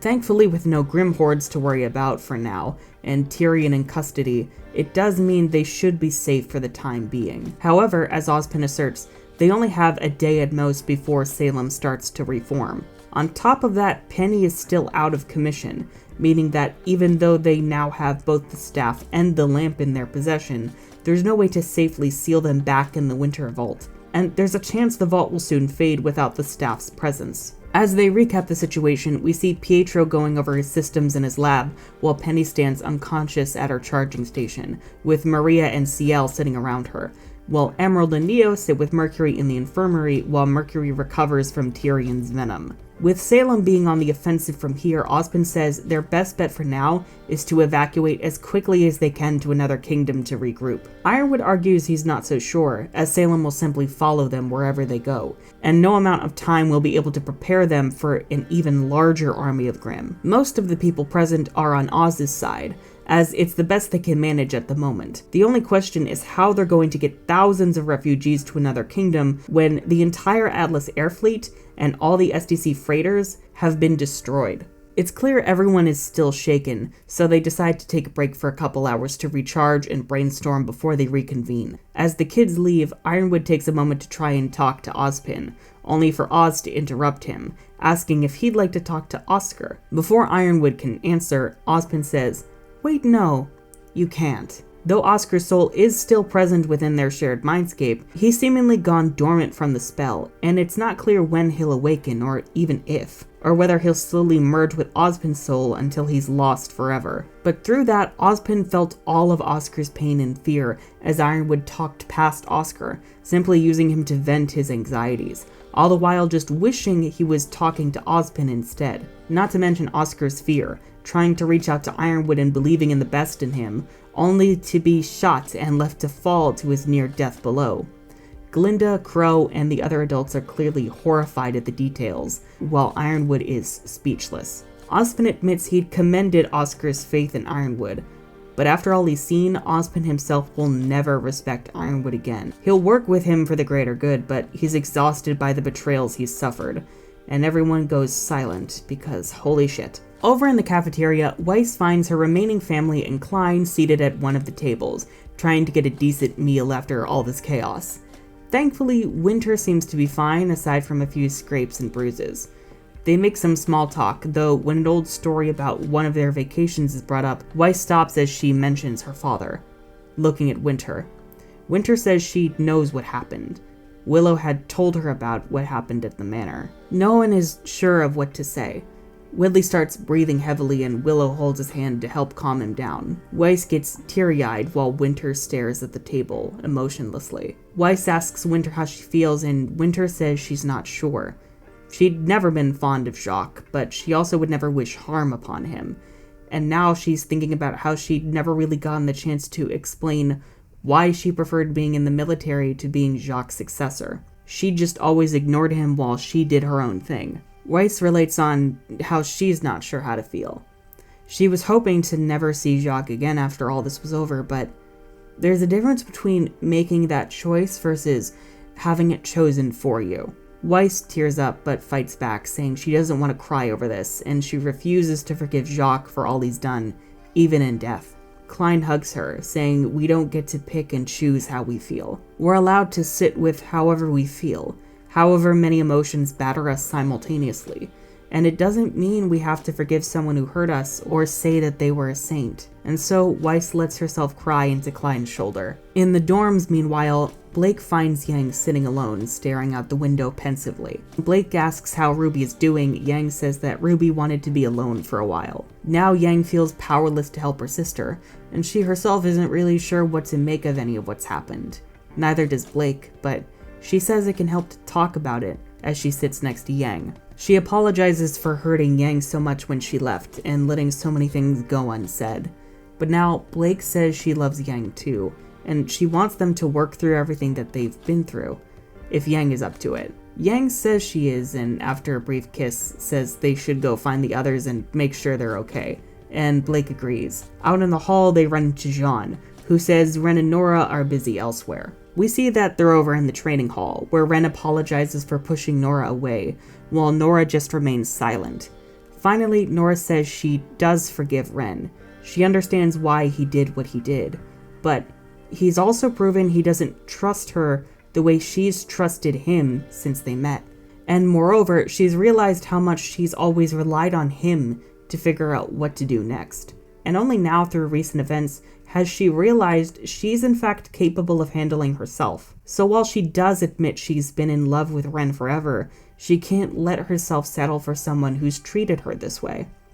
Ren says he understands, and after an awkward silence, they go to find the others. Out by the academy entrance, Ruby sits on the steps alone, staring out at the monster's remains in the distance. Crow and Tai stand all the way back at the academy looking worried, with Tai arguing that they should go try talking to her, and Crow saying that they should leave her alone for right now. Clover exits the school, saying how everyone, including Ruby, can hear them bickering. He does side with Tai though. Ruby could probably use a shoulder to cry on right now, just to get everything off her chest, albeit with a far gentler approach than Tai seems to be suggesting. Tai still counts this as a victory for himself, though before Crow starts to talk, Clover says that they can sort everything out later before kissing Crow on the cheek. Yeah! Cute Burbuncle blush before he and Tai approach Ruby. As they try and ask if she's okay, Ruby remains silent, her gaze still focused on the monstra. Tai apologizes, saying he should have been here for Ruby and Yang this whole time, and that he should have told them the truth about what he and the rest of Team Stark knew. Ruby knows that they don't know about what happened to Summer. No one does but Salem. She could ask Jin, but what if they need the last question for something else? No one is quite sure of what to say, but after a bit, Ruby does say she's happy Crow is okay, and that Tai is here, pulling them both into a hug. She also tells her friends that they're welcome to join in, looking back to see the rest of her team is indeed standing there awkwardly. Weiss even brought a coffee for Ruby, complete with blasphemous amounts of cream and sugar. I will pour this on you and it will burn. As they all sit together, Ruby apologizes for freezing up the way she did during the fight with Salem, but her teammates remind her none of them knew what to do. But the next time they have to face Salem, they'll be ready. Yang asks if her mother agrees, calling out the Raven chilling out a few feet away because Raven is still that bitch. Shoot me. Reluctantly, Raven reveals herself, begging them not to drive her back into hiding with their sappiness. With a quick glare from Yang, Raven, however, does apologize to them all for Haven, specifically Ruby and Crow. Raven admits that Summer was far braver than she ever was. She at least tried to put up a fight, and she can see that reflected in Ruby. Crow's clearly not ready to forgive Raven anytime soon, but he's willing to work with her for the time being. That being said, Raven jokes about how they're ever going to get everyone out of harm's way before Salem returns. Her current bonds are only with Tai, Crow, and Yang, meaning her portals are effectively useless right now. Not that they could funnel an entire kingdom through one. That, however, gives Ruby an idea. Perhaps the staff could make some sort of portal to get everyone out of harm's way. She relates it to the pneumatic tubes of snowshoe shipping, with the staff creating something that could allow everyone from Atlas and Mantle to step through and safely arrive somewhere far away from Salem. The others aren't sure on the details of the plan, but when Yang remembers how the vaults are effectively alternate dimensions, maybe this system could use one of them as a stepping stone to their destination. Ozpin should know the details of that, given he was the one who created the vaults, but before they can go back inside and ask him, a horrific scream echoes across Atlas. They look off in the distance, and as the camera flies across the city up close to the Monstra, we see Salem reforming. The characters realize what's happening, and that their fight isn't quite over yet.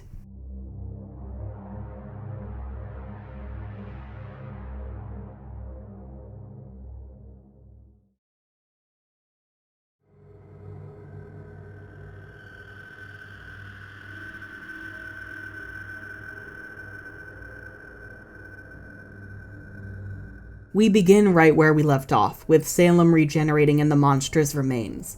Her scream echoes across Atlas, and everyone in the Academy hears it and immediately goes wide-eyed with fear. Immediately, Ironwood gets everyone on a call, coordinating all the adults except Ozpin, given he's currently caneless and a small child, to head out and take out Salem before she's finished fully reforming. Team RWBY wants to help, but Crow and Ty tell them to hang back with Ozpin for the time being. It's only then they notice Raven has seemingly disappeared, and everyone assumes she's gone back to her old cowardly ways. Crow heads to Monstra in bird form to get a bird's eye view. God damn it, Bard! While Ironwood, the Aesops, and Glinda follow suit in airships. They fire off all their missiles at once where Salem is starting to reform, in the hopes that should be able to stop her. The blasts kick up a massive dust cloud, obscuring their view. Unfortunately, the plan doesn't go well as they hear Salem's laughter echo all around them, and a pair of red eyes glare through the cloud. Through several gravity magic blasts, Salem takes down the airships from afar, sending the Aesops crashing out in the agricultural district, while Ironwood and Glinda fall in the city. Crow hangs back and watches as the dust cloud clears, revealing a horrific sight. Salem's form has mutated, becoming much larger, more grotesque, and more monstrous. You remember Lady Dimitrescu's final form in Resident Evil 8, or Miranda's Dark Angel aesthetic? Basically think that, like around that size, but make it grim, and you've got Mega Salem. Team RWBY is frightened, and Ozpin confirms that they are indeed fucked. The girls question how Salem could be back so soon, and Ozpin says that her army must have taken the brunt of the Kane's spell, leaving enough of Salem's form behind to where she could return sooner than expected. The last time Salem altered her form this way was after the end of the Great War, when the last king of Vale, a previous Ozcarnation, left to face Salem head-on, sacrificing himself in order to send her back into hiding for a time. This time, Salem is taking matters into her own hands. She sets her eyes on the Academy and flies towards Team RWBY at high speed, likely giving them a few minutes at best before she arrives. Fortunately, Ironwood, Crow, and Glinda are able to draw Salem's attention in the city, buying Team RWBY and Ozpin time to head inside the Academy, warn everyone, and prepare however they can. Ozpin suggests they get the staff, as it's their best bet aside from Ruby's eyes. No pressure, RWBY. So now we've got Ironwood, Crow, and Glinda versus Mega Salem.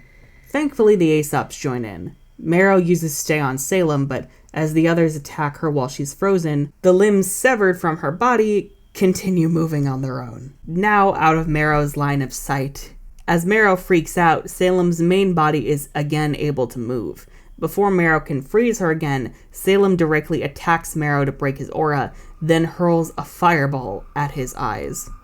He cries out in pain, his semblance useless without his aura or his vision. It's clear now Salem is ruthless and ready to kill or seriously maim. She moves in to finish off Marrow, but Harriet grabs him and rushes off while the other Aesops attack Salem out of fury. Harriet rushes back into the fight, only for Salem to create a shard of ice right in Harriet's way, not only tripping her up, but also severing one of her legs in the process. While Clover, Vine, and Elm tend to Marrow and Harriet, the fighting shifts back to Ironwood, Crow, and Glinda. Down in the vault, meanwhile, Team RWBY debates how to use the staff to fight Salem, or even whether to use the staff at all and risk Salem getting it, or Atlas falling onto Mantle before they can stop her. To make matters worse, Team Junior calls them over their scrolls to update them on the worsening situation outside. While they're going to try and hold Salem back, Ozpin decides to head up and try to help them, even if he doesn't have much magic left to work with. He trusts Team RWBY with the decision of whether to use the staff,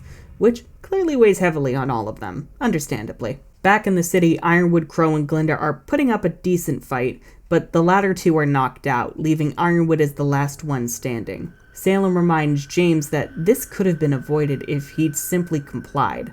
Before she can kill him, Ozpin throws out a spell to knock her back. He yells her name from the Academy's entrance. Right away, Salem gets tunnel vision and barrels at him. As she swipes at him, she finds he's disappeared before being confronted by Team Junior. During the fight, Salem realizes her senses are being toyed with. Her eyes go yellow, and the hallucinations are dispelled as Emerald cries out in pain, Salem's emblem glowing red on her palm. Salem moves in to strike, but thankfully Neo gets her out of the way. Salem lectures Ozpin on using children as his shields even now. However, she's tired of the distractions, then sends everyone but Ozpin flying with a gust of wind. Ozpin is barely able to match Salem's power, not only lacking his cane, but also from his magic already being weaker than it used to be. And also, lack of sleep, exhaustion, This actually infuriates Salem. He was willing to weaken himself and live through countless lives of loneliness and tragedy, all because he refused to stay with her for eternity. She's convinced Ozpin never loved her, but Oz says that even through all of this, he does still love her. It's hurt him so deeply to see her make this turn, forced to fight her for all time. Refusing to believe this, Salem prepares to kill Oz, saying she'll see him again soon with a new body anyway. Right on cue, a flash of light burns Salem and saves Oscar and Oz just in time. Team RWBY stands at the entrance without the Staff of Creation. Salem decides to delay Oz's death and focus her attention on RWBY, resulting in a rematch between Salem and our 4 main girls, set to Awake by OK Goodnight. The battle carries all throughout the Academy, but despite their best efforts, all they can do is slightly scratch Salem as she rampages. They're pushed up to the very top of the Academy, with Salem cornering RWBY. Salem screams how RWBY is far more trouble than she's worth, and as she prepares to kill her, says she'll be sure to tell her mother she said goodbye. RWBY is so terrified and distraught, she can't activate her eyes no matter how she tries. As Salem strikes, however, RWBY seems to be okay. As she opens her eyes, she sees Raven shielding her and taking the fatal blow.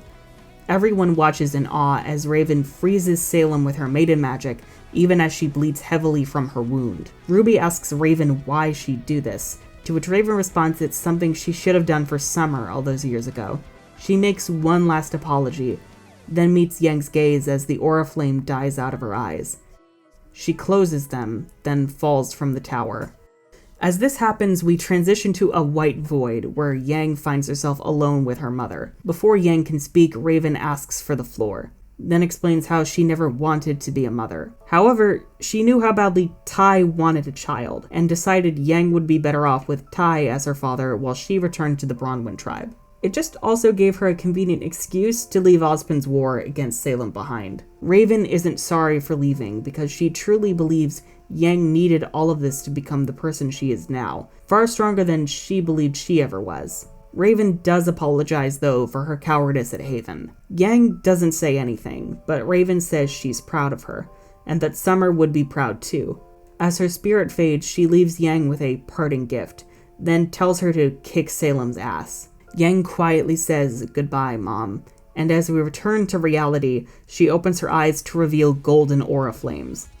Yang has been entrusted the power of the Spring Maiden, and before anyone else can realize, she screams, "Get the fuck away from my sister, you bitch!"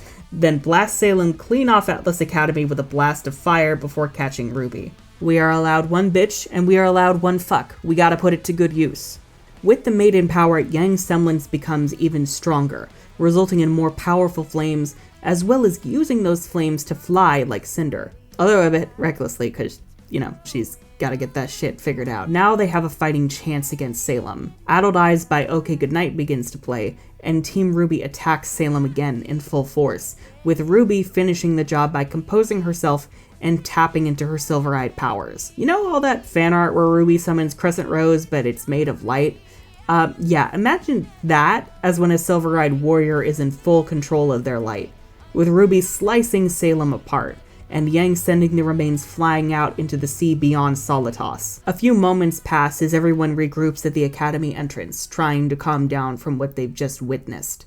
Salem doesn't return, It seems she's been destroyed far more thoroughly this time. But now they know they can't wait a single moment.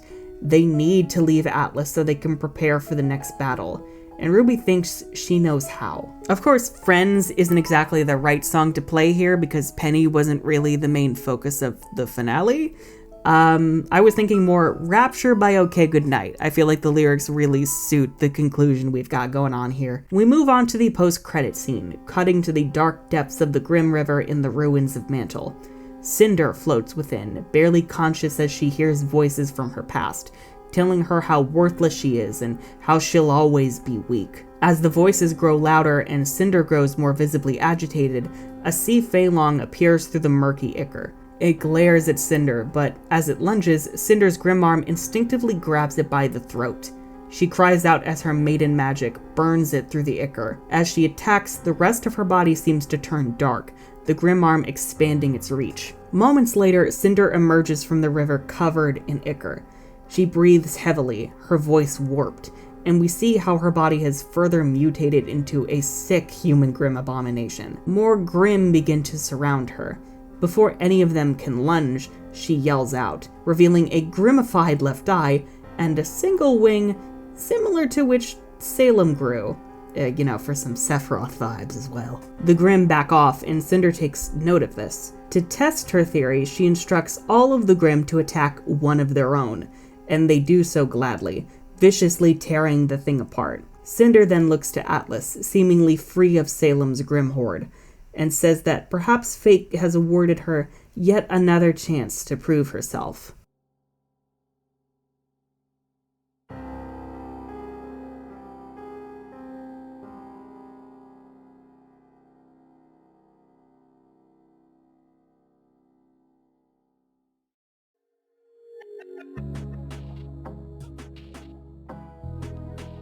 We begin with some establishing shots of both Atlas and Mantle. Mantle is still in ruins with the Grim River flowing through the destroyed city, with its citizens gathered in the crater protected by a hard light barrier. Atlas is a bit roughed up as well, completely devoid of life, as its people continue to wait anxiously for updates in its subway tunnels. They whisper about Salem's grim invasion, all the shaking and explosions that they've heard and felt, and whether Mantle is still intact. Up at Atlas Academy, meanwhile, everyone goes over their evacuation plan, brainstormed by RWBY, and ironed out by both Ozpin and Ironwood. The vaults are extra-dimensional spaces created by the relics, with some additional touches from Ozpin's magic. RWBY's idea is to use the Staff of Creation to create several doorways in Atlas and Mantle leading to an extra-dimensional space, and then from there, funneling everyone out through a single door to their destination. Ozpin explains that this space won't be as stable as the others, making it far more treacherous,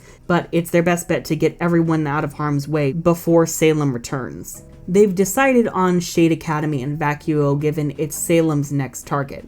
Likewise, it's their only option given Vale is still in shambles from the fall of Beacon, Mistral's mountainous terrain won't lend itself to an influx of thousands of refugees, and Menagerie is overcrowded as it is.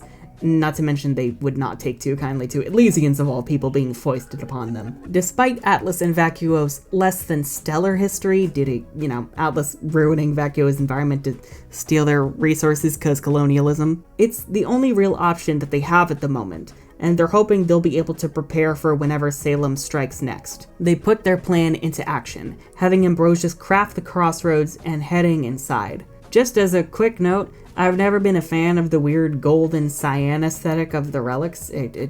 I just find it really ugly. We can't change it for the items thus far, even though I personally would love it if each relic was one of Team RWBY's main colors. But we are changing the hints of blue in the background of the Vault Realm to red.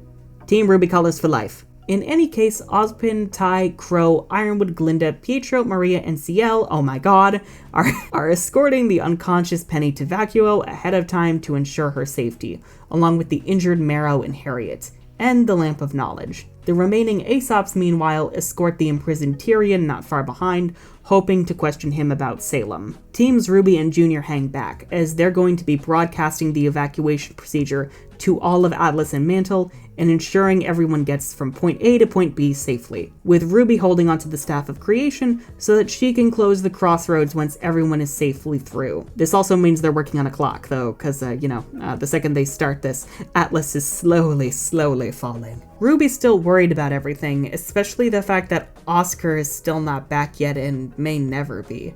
But she and Yang promise Ty and Crow that they'll see each other soon. Weiss also bids her family goodbye, with the Shnees helping the injured Winter to vacuo, and Emerald and Neo doing the same with Mercury, who's still recovering from being poisoned by Tyrion. We cut back to the Mantle crater, where Robin is telling everyone to calm down about the freaky magic doors that just appeared all over. Right on cue, everyone's scrolls, in both Mantle and Atlas, go off with a message from the Atlas Emergency Broadcast Network. RWBY appears, delivering her message on the current evacuation plan, telling everyone to be mindful of the paths and to not fall at any cost. Unfortunately, a hooded Cinder has made her way into Mantle, and finds this warning quite interesting. The plan seems to go smoothly at first, with teams RWBY and Junior making sure everyone makes their way down the paths towards the door to vacuo in a calm and orderly fashion, with some help from the Happy Huntresses. As Emerald and Neo try to carry Mercury, they take a break as Mercury's exhaustion catches up with him. However, Emerald quickly spots something disturbing. A cloaked figure walking through the crowd, whose stature seems familiar. She looks closer, noticing a grim arm beneath the cloak. The figure is approaching RWBY fast, with RWBY unaware as she is currently consoling a scared child. Emerald cries out to RWBY that Cinder is right there, and RWBY grabs the child and barely dodges a strike from Cinder. Everyone notices the commotion, but is too spread out to fully gauge the situation until Cinder, giving up on her anonymity, unleashes a fiery explosion, sending many innocents falling into the abyss below, and causing a horrible panic. She's now ditched the cloak, revealing her mutated grim form as she takes to the air. Her eyes glow yellow, and we cut to see bird's eye view of Atlas and Mantle, with a horde of Grimm rapidly approaching from the mountains and tundra. Grimm begin to pour through the doorways, attacking citizens and preoccupying the kids and Happy Huntresses, while Cinder's focus remains on attacking RWBY. Yang rushes in to protect RWBY, and Cinder immediately takes note of Yang's eyes emitting aura flames and her magic. She quickly puts the pieces together, joking about how Raven must have finally bitten the bullet, playing on Yang's anger as the new Spring Maiden clashes with the even more monstrous Fall Maiden. While Yang holds off Cinder, she yells at everyone else to focus on protecting people from Grimm and getting them to vacuo, though RWBY and Blake are clearly worried sick, with Weiss telling them to just do as Yang says. Unfortunately, Cinder knows that Yang's love for her sister is something she can exploit. She again targets RWBY, and when Yang moves to protect her, Cinder strikes. Cinder prepares to steal the Spring Maiden power. Faced with no alternative, Yang sacrifices herself to break free, falling into the abyss and vanishing into the darkness as her teammates look on in horror. Cinder is immediately infuriated, but calms herself as she assumes one of her friends must have inherited the power. Right away, Blake attacks Cinder, but when it becomes Blake hasn't gotten the power, Cinder just tosses her into the abyss as well. Most of the Grimm have thankfully now been taken care of thanks to the Happy Huntresses and Team Junior, and Weiss tells Robin and May to finish the evacuations while she and RWBY handle Cinder. She rushes in to help RWBY, only to become Cinder's next target to taunt RWBY over letting all her friends die. Weiss is thrown into the abyss, and this utterly destroys RWBY. She rabidly attacks Cinder to no avail, the surge of energy buying her nothing but a broken aura and Crescent Rose falling into the void, leaving RWBY completely helpless save for the staff. She sees the Happy Huntresses have gotten everyone through. Before Robin can run over to help, RWBY yells for her to go to vacuo while she uses the staff to close down the crossroads from this side. All the doors back to Atlas and Mantle close, with the path slowly vanishing. Robin is clearly worried, but heads through to vacuo while Cinder questions RWBY. RWBY says that so long as Salem doesn't have all 4 relics, she can't win, and if she has to die to protect Remnant, at least she'll be taking Cinder with her. This royally pisses Cinder off, and she lunges. The crossroads vanish beneath them, leaving them falling through the void, knocking the staff loose and sending it tumbling away from them. RWBY manages to push Cinder away and use her silver eyes, stunning Cinder and melting away her grim features. Everything around them goes white, while Rebirth by OK Goodnight begins to play. Very briefly, Ruby finds herself slowly descending through a sea of what looks like golden stardust, moving slowly towards another light below. Ruby awakens on a mysterious beach by herself, in a world with a massive tree in the distance, along with 2 suns in the sky. She has no clue what the hell just happened, but she's still alive, which means the others might be okay as well. And cue the Volume 9 intro.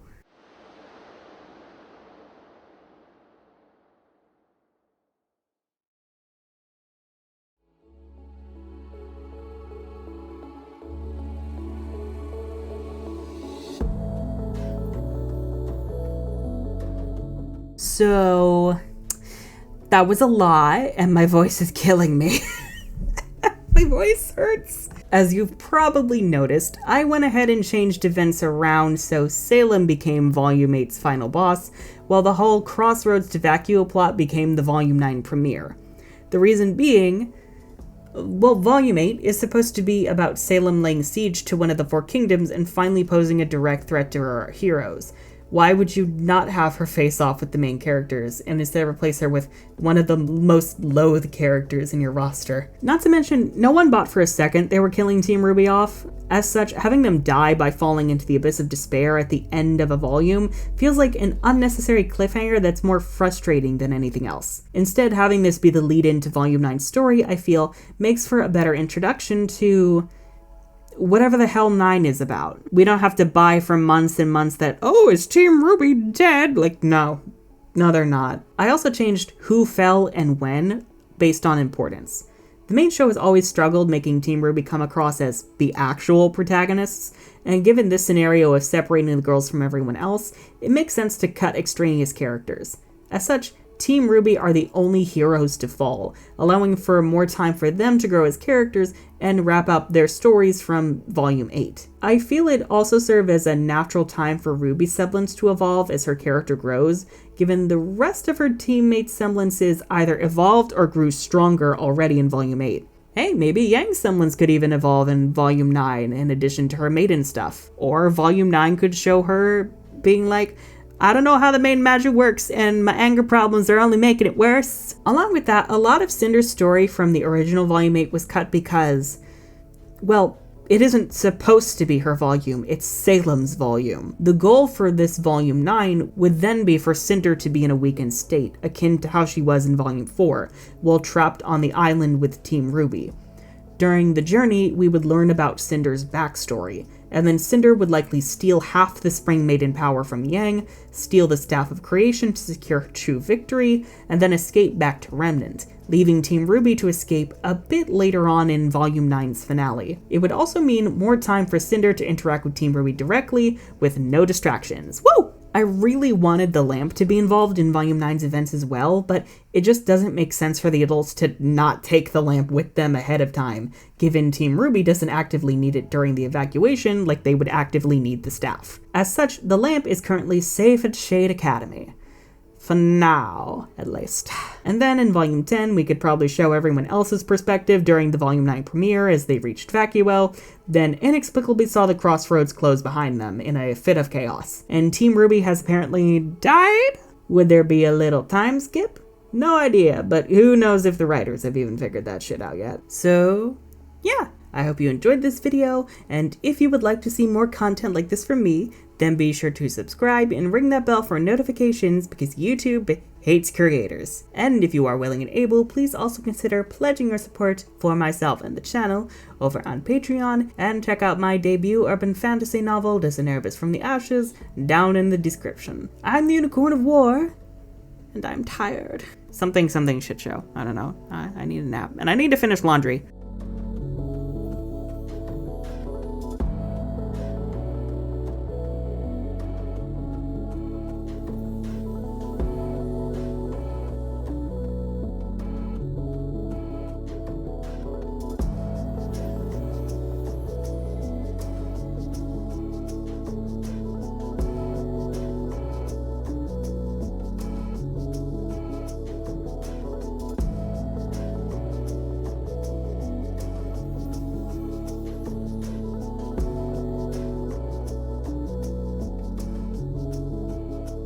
God. No. The typos.